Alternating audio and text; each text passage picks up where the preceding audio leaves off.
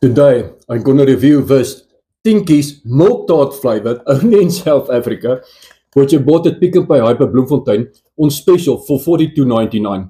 It's normally $59.99.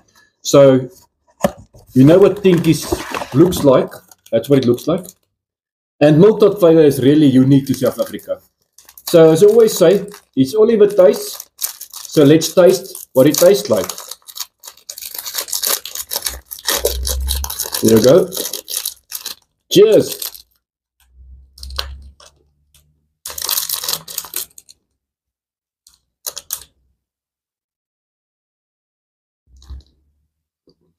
Got a bit too strong cinnamon taste for me. There must be cinnamon on milk tart, but not really this much. It's a bit too strong for me. It's nice, but it's not my favorite, as I must say. I rate it a 7.5 out of 10. Thanks guys, till next time. Love you all.